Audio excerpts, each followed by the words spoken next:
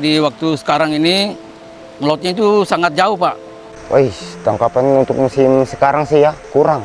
Nominal untuk dapat 10 kilo itu aja beruntung sudah. Oh, kalau sekarang kita tidak bisa prediksi. Kalau dulu kita bisa kita tahu anunya kan. Waktunya mau selatan itu kita tahu.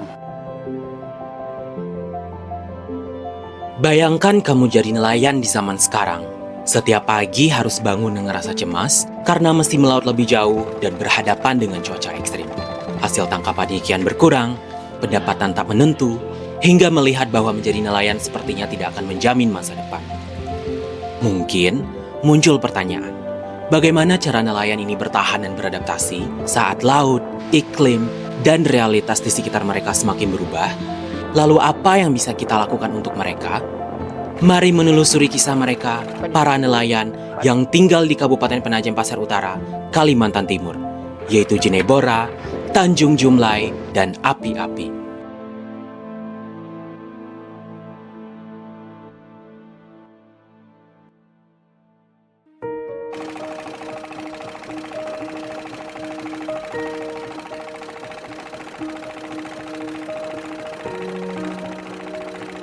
Selama 30 tahun, Pak Syamsuddin telah menjadikan Teluk Balikpapan sebagai rumah kedua.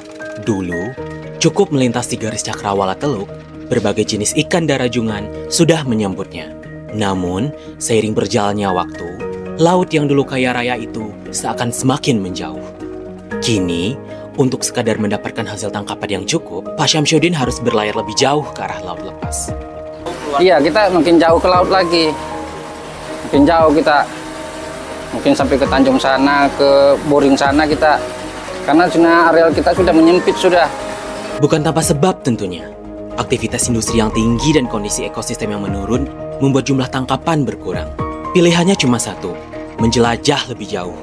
Dan kini, risikonya pun tak main-main.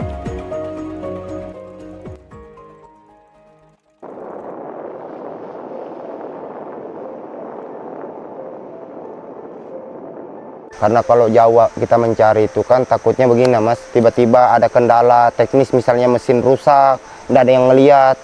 Kan sudah ada kejadian nelayan rajungan ada yang meninggal.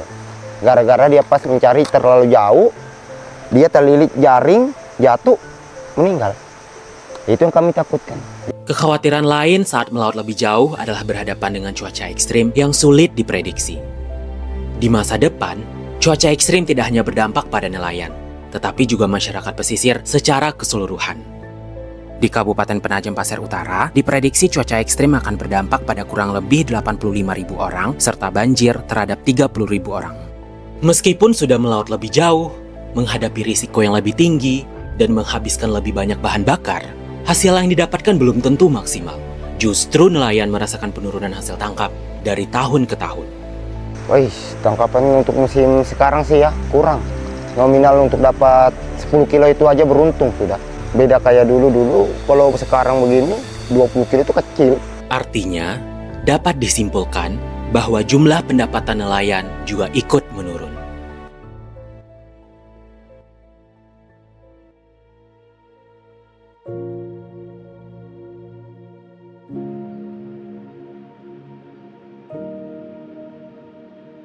Pendapatannya nelayan kasihan ya itu agak menurun sedikit, beda yang dulu-dulu. Kalau dulu sempat saya dapat 30 satu kuintal saya dikumpulkan, sekarang agak-agak susah, sudah dapat paling-paling kalau musim kencang selatannya baru dapat 20 kilo, 10 kilo, 5 kilo. Kalau sekarang teduh begini ya dapat 2 kilo, 1 kilo. Kalau masalah pencarian juga ada perubahan, soalnya ini ikannya sudah pada jauh-jauh keluar. Laut yang dulu menjadi panggung bagi para nelayan, kini terasa semakin sunyi.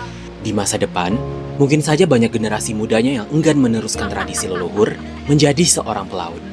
Kondisi ini sudah terlihat dari sektor ekonomi di PPU yang didominasi oleh sektor konstruksi dan sektor pertambangan.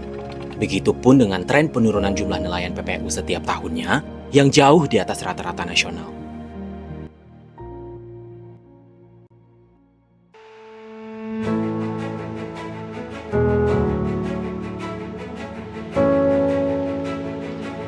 Meskipun demikian, beberapa nelayan masih bertahan. Mereka tak ingin kehilangan identitas pelaut yang telah diwarisi nenek moyangnya. Ada yang berusaha melaut lebih jauh, menebar biota, berangkat lebih awal, hingga memodifikasi kapal. Tiap ngerengge ada yang bertelur, kulepas di sini. Kadang saya juga merengge udang itu, ada kepiting yang bertelur juga, saya bawa juga ke sini. Nah, setahun kemudian begitu saya pasang rengge saya itu banyak kepitingnya. Karena kalau kita tidak begitu tidak berkelanjutan dia. Yang dulu jarak tempuh kami sejam, nanti kita buat kapal itu mungkin jarak tempuhnya cuma setengah jam. Karena cuaca ini yang kami kejar. Masih ada waktu untuk mengembalikan laut menjadi ruang yang ramah bagi nelayan.